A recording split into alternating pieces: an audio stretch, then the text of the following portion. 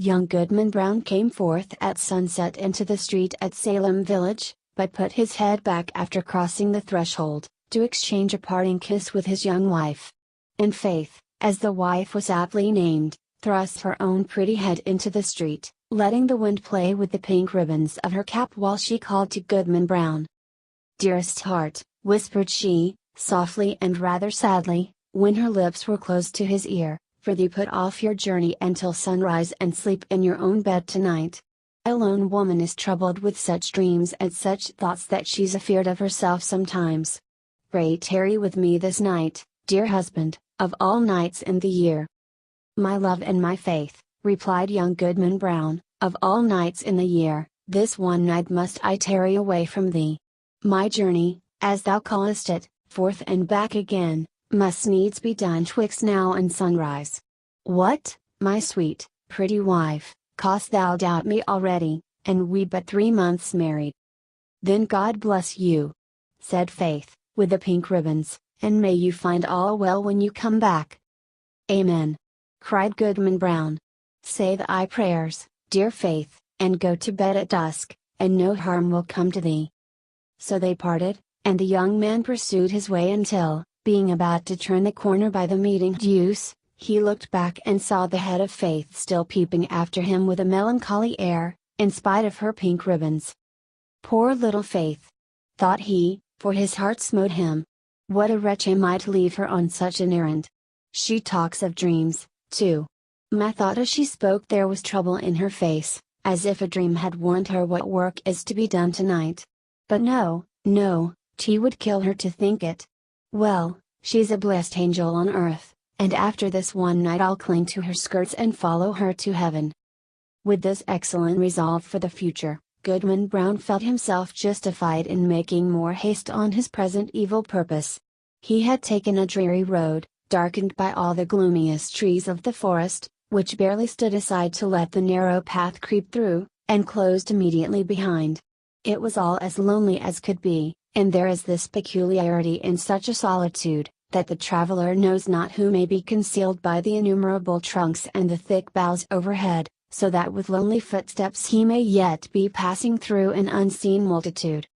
"There may be a devilish Indian behind every tree," said Goodman Brown to himself, and he glanced fearfully behind him as he added, "What if the devil himself should be at my very elbow?"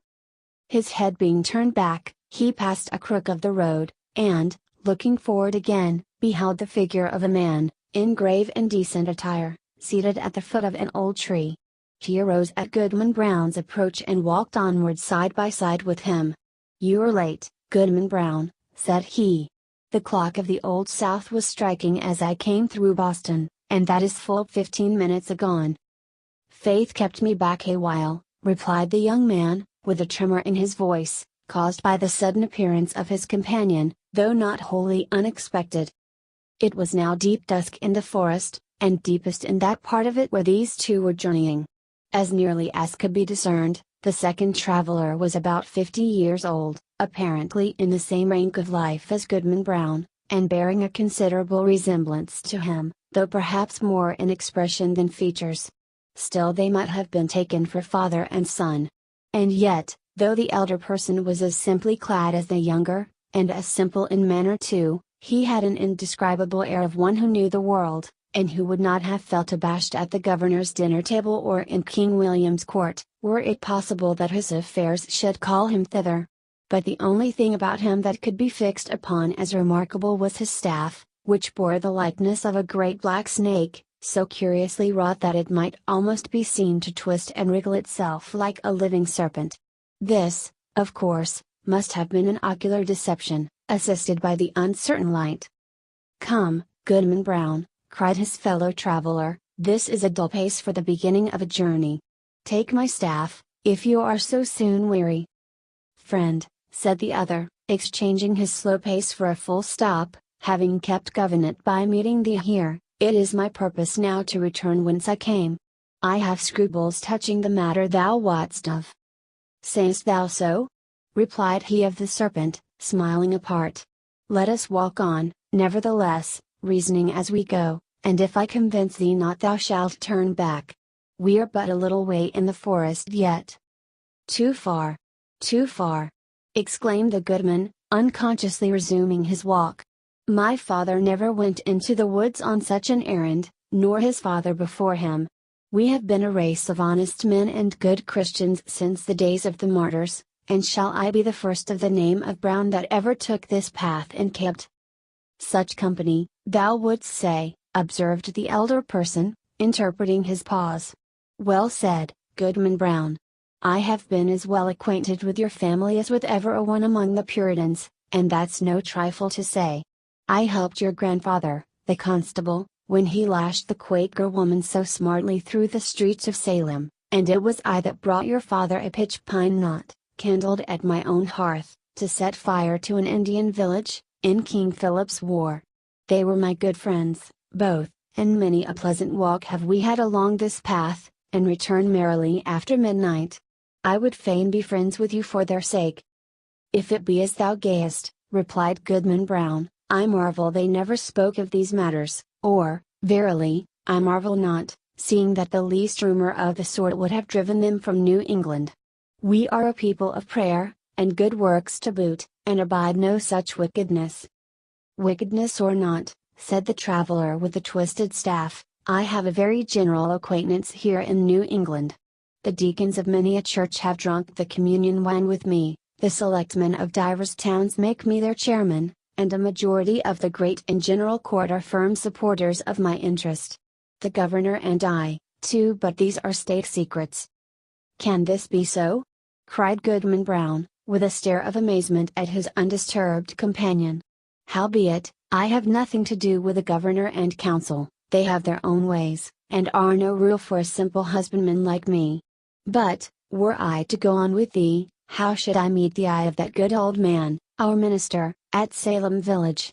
Oh, his voice would make me tremble both Sabbath day and lecture day. Thus far the elder traveler had listened with due gravity, but now burst into a fit of irrepressible mirth, shaking himself so violently that his snake-like staff actually seemed to wriggle in sympathy. Ha! Ha! Ha! Shouted he again and again, then composing himself, well, go on, Goodman Brown, go on, but, prithee, don't kill me with laughing. Well, then, to end the matter at once, said Goodman Brown, considerably nettled, there is my wife, Faith. It would break her dear little heart, and I'd rather break my own. Nay, if that be the case, answered the other, e'en go thy ways, Goodman Brown. I would not for 20 old women like the one hobbling before us that Faith should come to any harm. As he spoke he pointed his staff at a female figure on the path, in whom Goodman Brown recognized a very pious and exemplary dame, who had taught him his catechism in youth, and was still his moral and spiritual adviser, jointly with the minister and Deacon Goodman. A marvel, truly, that Goody Cloyes should be so far in the wilderness at nightfall, said he. But with your leave, friend, I shall take a cut through the woods until we have left this Christian woman behind. Being a stranger to you, she might ask whom I was consorting with and whither I was going. Be it so, said his fellow traveler. Betake you the woods and let me keep the path. Accordingly the young man turned aside, but took care to watch his companion, who advanced softly along the road until he had come within a staff's length of the old dame. She, meanwhile, was making the best of her way, with singular speed for so aged a woman, and mumbling some indistinct words a prayer, doubtless as she went. The traveler put forth his staff and touched her withered neck with what seemed the serpent's tail. The devil! Screamed the pious old lady. Then Goody Cloyes knows her old friend? Observed the traveler, confronting her and leaning on his writhing stick. Ah, forsooth, and is it your worship indeed? Cried the good dame. Yea, truly is it, and in the very image of my old gossip, Goodman Brown, the grandfather of the silly fellow that now is. But would your worship believe it? My broomstick hath strangely disappeared, stolen, as I suspect, by that unhanged witch, Goody Cory, and that, too, when I was all anointed with the juice of smellage, and cinquefoil, and wolfsbane, mingled with fine wheat and the fat of a newborn babe, said the shape of old Goodman Brown. Ah, your worship knows the recipe, cried the old lady, cackling aloud. So, As I was saying, being all ready for the meeting, and no horse to ride on, I made up my mind to foot it, for they tell me there is a nice young man to be taken into communion tonight. But now your good worship will lend me your arm, and we shall be there in a twinkling." "That can hardly be," answered her friend. "I may not spare you my arm, Goody Cloyes, but here is my staff, if you will." So saying, he threw it down at her feet, where, perhaps, it assumed life, being one of the rods which its owner had formerly lent to the Egyptian Magi. Of this fact, however, Goodman Brown could not take cognizance. He had cast up his eyes in astonishment, and, looking down again, beheld neither Goody Cloyes nor the serpentine staff, but this fellow traveler alone, who waited for him as calmly as if nothing had happened. "That old woman taught me my catechism," said the young man, and there was a world of meaning in this simple comment. They continued to walk onward, while the elder traveler exhorted his companion to make good speed and persevere in the path, discoursing so aptly that his arguments seemed rather to spring up in the bosom of his auditor than to be suggested by himself. As they went, he plucked a branch of maple to serve for a walking stick, and began to strip it of the twigs and little boughs, which were wet with evening dew. The moment his fingers touched them they became strangely withered and dried up as with a week's sunshine. Thus the pair proceeded, at a good free pace, until suddenly, in a gloomy hollow of the road, Goodman Brown sat himself down on the stump of a tree and refused to go any farther. "Friend," said he, stubbornly, "my mind is made up. Not another step will I budge on this errand. What if the wretched old woman do choose to go to the devil when I thought she was going to heaven? Is that any reason why I should quit my dear faith and go after her?" "You will think better of this by and by," said his acquaintance, composedly. "Sit here and rest yourself a while, and when you feel like moving again, there is my staff to help you along." Without more words, he threw his companion the maple stick, and was as speedily out of sight as if he had vanished into the deepening gloom. The young man sat a few moments by the roadside, applauding himself greatly, and thinking with how clear a conscience he should meet the minister in his morning walk, nor shrink from the eye of good old Deacon Gookin. And what calm sleep would be his that very night, which was to have been spent so wickedly, but so purely and sweetly now, in the arms of faith. Amidst these pleasant and praiseworthy meditations, Goodman Brown heard the tramp of horses along the road, and deemed it advisable to conceal himself within the verge of the forest, conscious of the guilty purpose that had brought him thither, though now so happily turned from it. On came the hoof tramps and the voices of the riders, two grave old voices, conversing soberly as they drew near.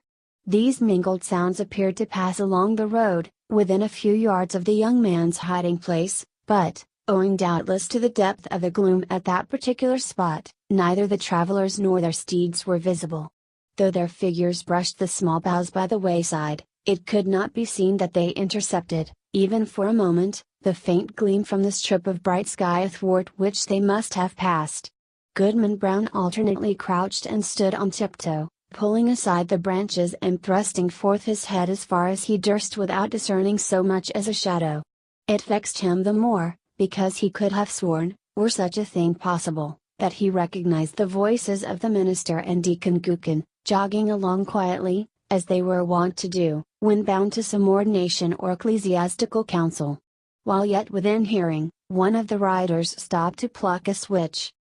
"Of the two, Reverend Sir," said the voice like the deacon's, "I had rather miss an ordination dinner than tonight's meeting.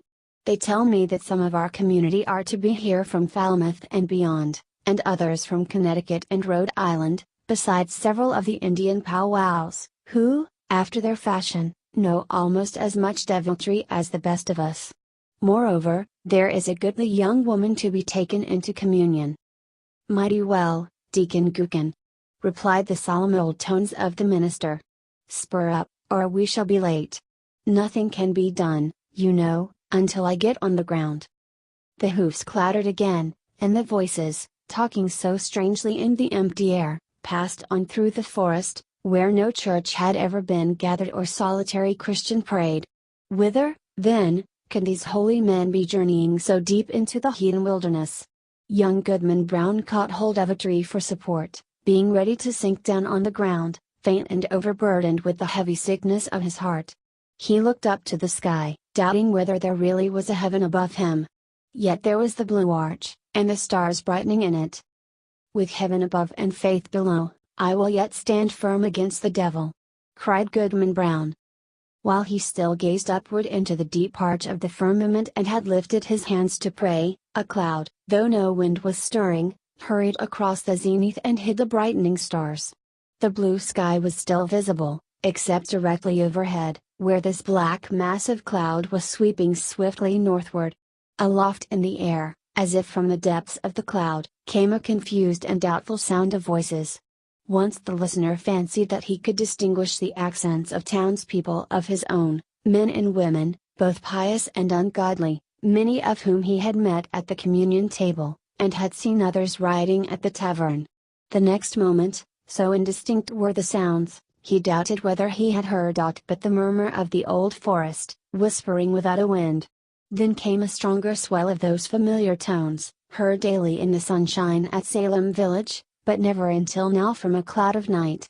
There was one voice, of a young woman, uttering lamentations, yet with an uncertain sorrow, and entreating for some favor, which, perhaps, it would grieve her to obtain, and all the unseen multitude, both saints and sinners, seemed to encourage her onward. "Faith!" shouted Goodman Brown, in a voice of agony and desperation, and the echoes of the forest mocked him, crying, "Faith! Faith!" as if bewildered wretches were seeking her all through the wilderness. The cry of grief, rage, and terror was yet piercing the night, when the unhappy husband held his breath for a response. There was a scream, drowned immediately in a louder murmur of voices, fading into far-off laughter, as the dark cloud swept away, leaving the clear and silent sky above Goodman Brown. But something fluttered lightly down through the air and caught on the branch of a tree. The young man seized it, and beheld a pink ribbon. "My faith is gone!" cried he, after one stupefied moment. "There is no good on earth, and sin is but a name. Come, devil, for to thee is this world given." And, maddened with despair, so that he laughed loud and long, did Goodman Brown grasp his staff and set forth again, at such a rate that he seemed to fly along the forest path rather than to walk or run. The road grew wilder and drearier and more faintly traced, and vanished at length, leaving him in the heart of the dark wilderness, still rushing onward with the instinct that guides mortal man to evil. The whole forest was peopled with frightful sounds, the creaking of the trees, the howling of wild beasts, and the yell of Indians, while sometimes the wind tolled like a distant church bell, and sometimes gave a broad roar around the traveler, as if all nature were laughing him to scorn. But he was himself the chief horror of the scene, and shrank not from its other horrors. "Ha! Ha! Ha!" roared Goodman Brown when the wind laughed at him. "Let us hear which will laugh loudest. Think not to frighten me with your deviltry.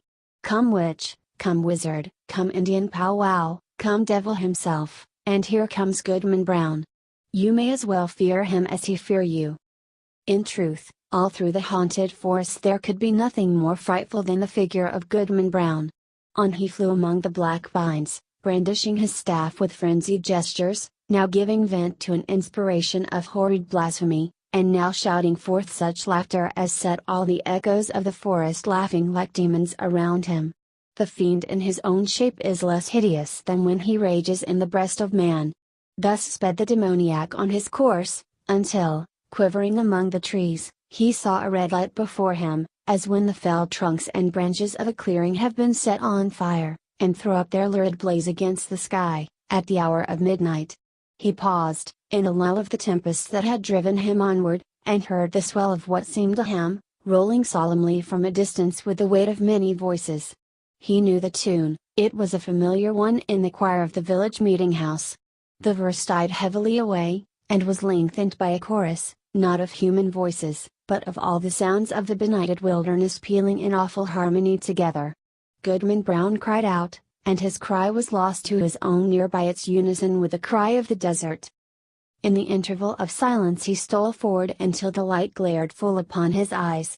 At one extremity of an open space, hemmed in by the dark wall of the forest, arose a rock, bearing some rude, natural resemblance either to an altar or a pulpit, and surrounded by 4 blazing pines, their tops aflame, their stems untouched, like candles at an evening meeting. The mass of foliage that had overgrown the summit of the rock was all on fire, blazing high into the night and fitfully illuminating the whole field. Each pennant twig and leafy festoon was in a blaze.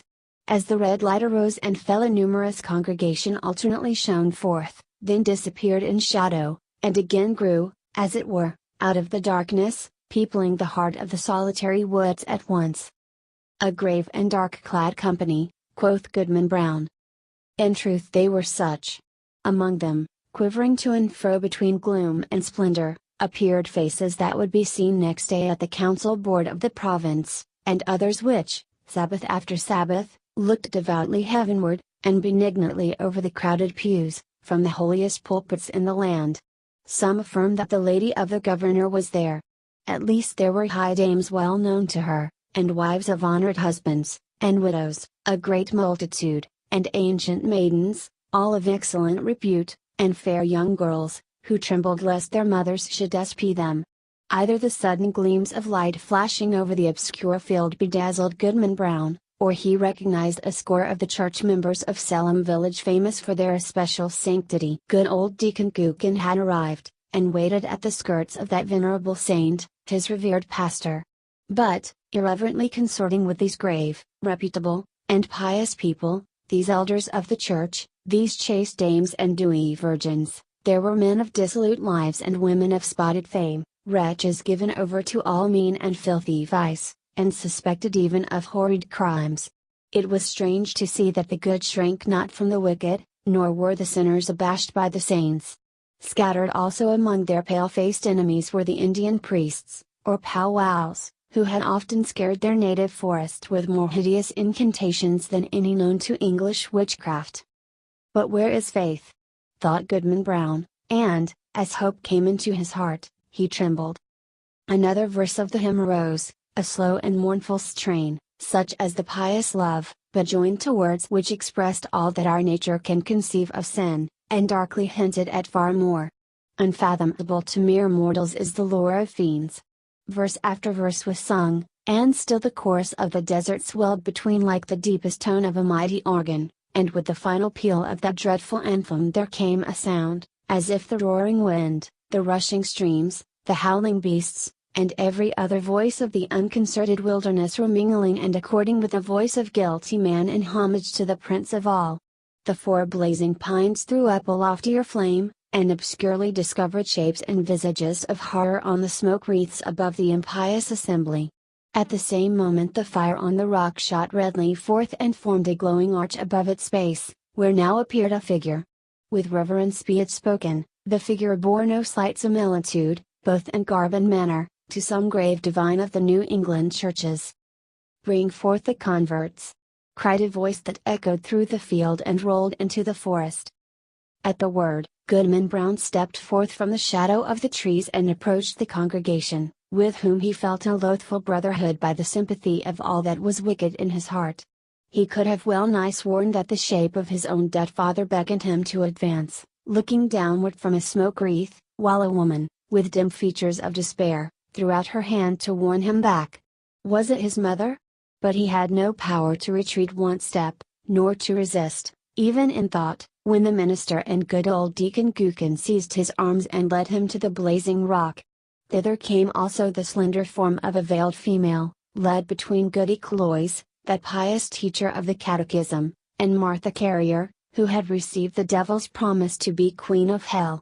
A rampant hag was she. And there stood the proselytes beneath the canopy of fire. "Welcome, my children," said the dark figure, "to the communion of your race.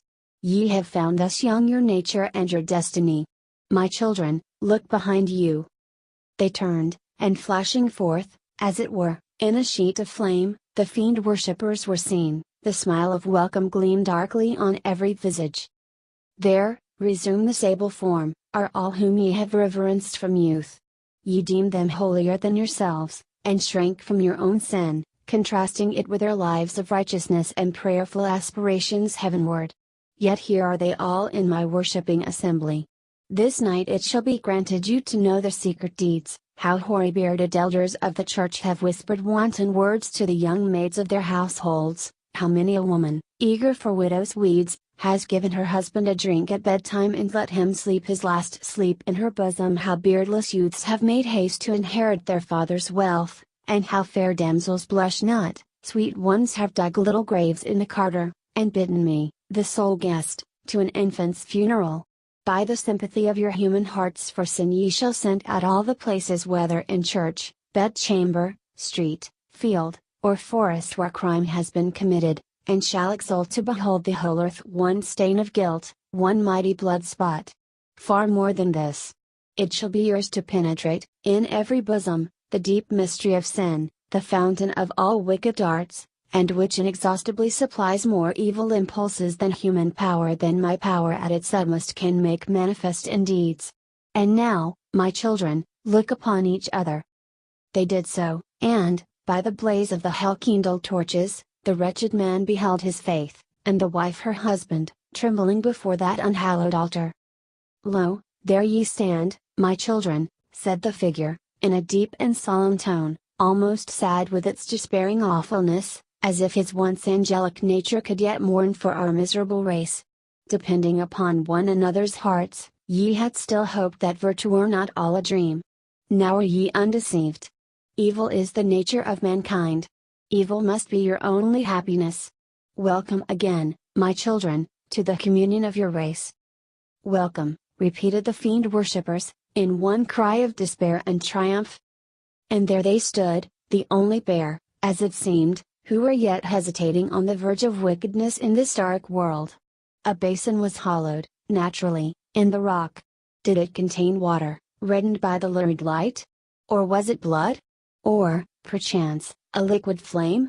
Herein did the shape of evil dip his hand and prepare to lay the mark of baptism upon their foreheads, that they might be partakers of the mystery of sin, more conscious of the secret guilt of others, both in deed and thought, than they could now be of their own. The husband cast one look at his pale wife, and faith at him. What polluted wretches would the next glance show them to each other, shuddering alike at what they disclosed and what they saw. Faith! Faith! Cried the husband, look up to heaven, and resist the wicked one. Whether faith obeyed he knew not.